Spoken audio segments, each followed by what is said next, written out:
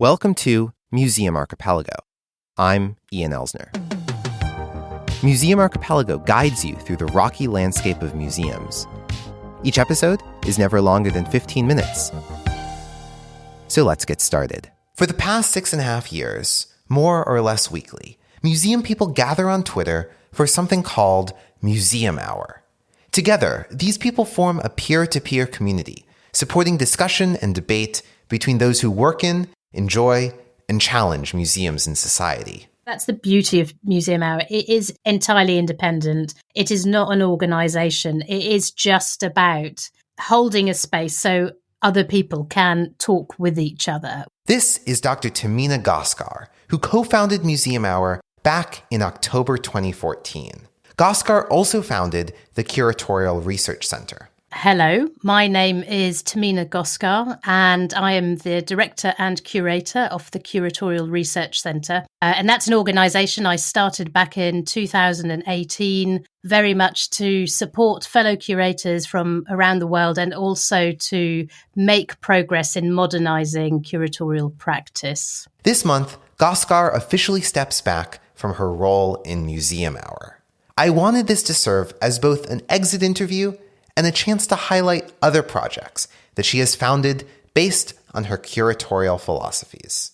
MuseumHour started back in October 2014. Sophie Ballinger, who was the co-founder with me, got together over Twitter. We've never met in real life. Goodness knows whether we ever will. Sophie was based up in the north of England. I'm based in the far west of Cornwall. But we both decided we'd give the idea of these discussion-based hours that were kind of finding their feet on Twitter at that time. So we decided to give it a go. And it's grown and grown and grown and changed a lot since then. Of course, Twitter's also changed hugely in terms of who participates, who feels confident about speaking up, who lurks in the background. There is a lot of polarization on the platform now. And so we've changed and adapted MuseumHour to all of those trends that we've seen happen, including its growing politicization as well. If I'm being honest, I've kind of treated the whole thing, even 6.5 years on, as an ongoing experiment in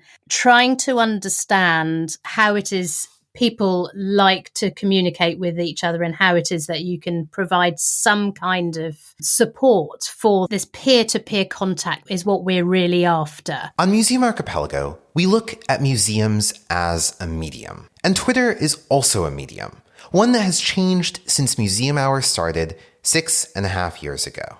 Since then, Twitter has shifted from a simple subscriber model, one where you see all the tweets from the people you follow in the order that they tweeted, to a system that uses algorithms that optimize for other factors, such as engagement with the tweets.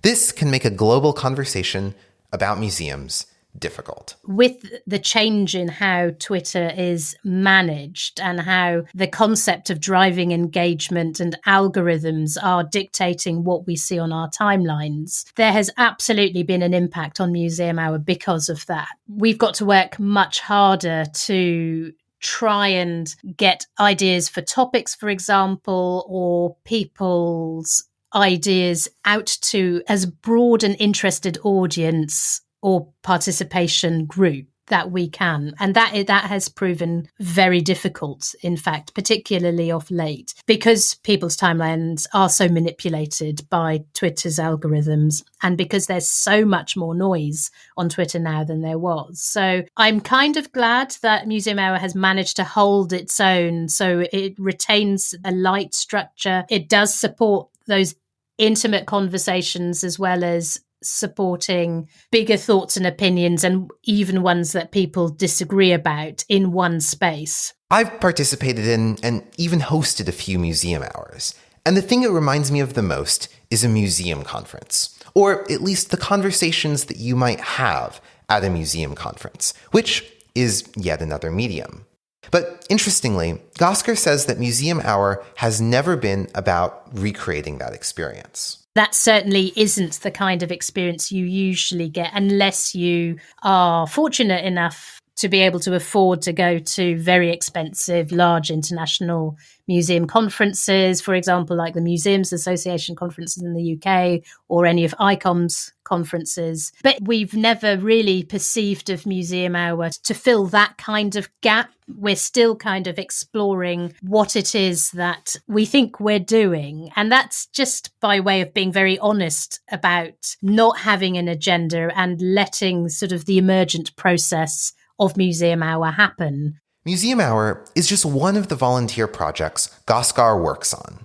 She is first and foremost a curator, a term I still ask for the definition of after almost 90 episodes of this show. Curating doesn't just exist in the museum world. And I think far too many people in museums think that being a curator is somehow a special feature of museums, but no other field. But that is just not true. The way I describe curation is very, very simple. For me, a good curator is part knowledge creator and part communicator. So the philosophy of the Curatorial Research Centre is very much to promote this 50% model, as we call it, idea of a curator, that you should be as interested in communicating knowledge, stories, ideas about people, about material culture, and of course the connections between them, as you are in the research, in the generating of knowledge,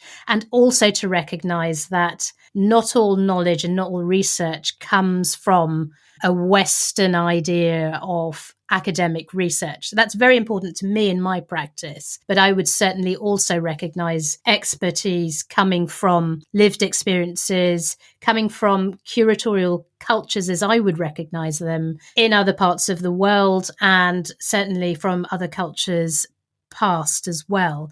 So for me, it's very simple. I boil it down to a curator is 50% knowledge generator or knowledge creator and 50% communicator. And wrapped around that kind of equation is the very heart of the word to curate, which means to care for. So there must be some element of intention and meaning and caring for what you're curating in order to authentically curate whatever it is you feel you want to curate.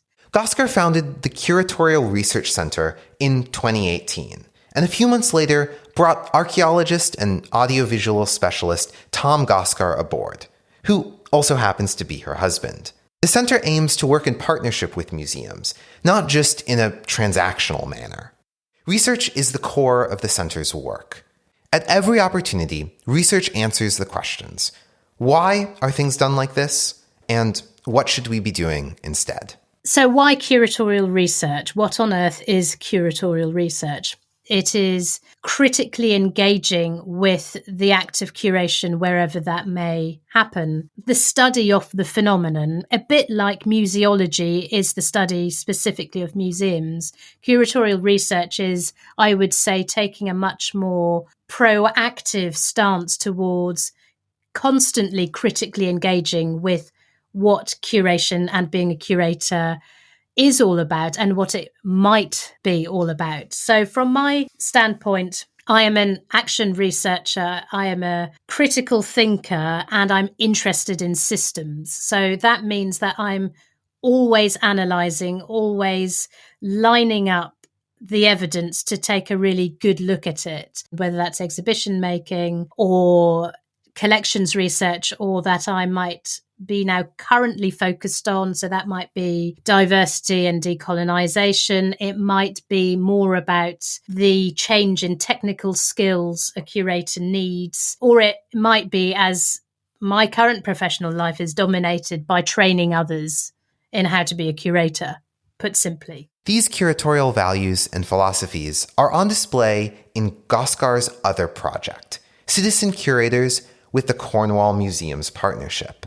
Citizen Curators is designed to support volunteers by building their confidence and competence in key areas of curatorial work. Citizen Curators, a bit like my creation of the Curatorial Research Centre, was a long time in the making before it happened. So I was beginning to think that the idea of volunteer-reliant or volunteer-run museums needed some kind of channel into what I would call the mainstream professional museum world.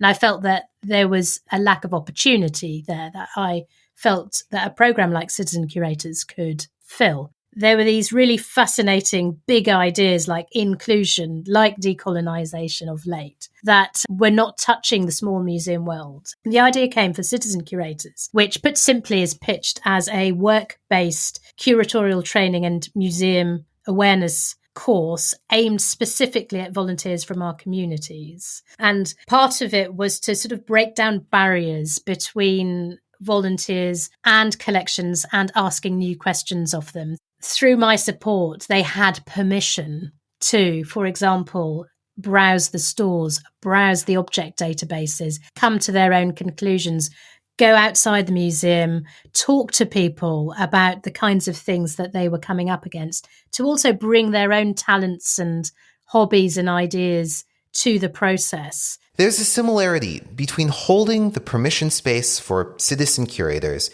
and holding the discussion space for MuseumHour. For Goskar, both projects feed back into her work at the Curatorial Research Centre. I've always been a practitioner in the kind of museum heritage culture arts world. That is what some people and I would describe as I bring my whole self to the table. So I don't compartmentalize the voluntary activities I do, for example, running MuseumHour, and the professional activities I do to earn a living. So as a career curator, curating in all sorts of different contexts, not just exhibitions, but being engaged in collections research, critically engaging in the systems that museums use and take for granted, trying to understand the whole phenomenon of museums. I would say that my experience of MuseumHour has quite heavily shaped how I see other people's views of museums,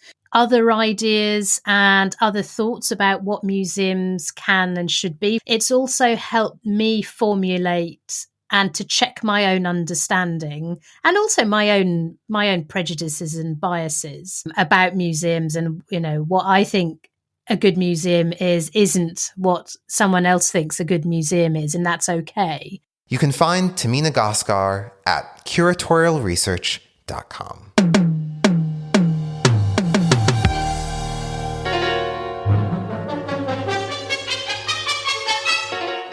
It's night at the museum, but it's not 2006. It's not New York City, and there's no Ben Stiller.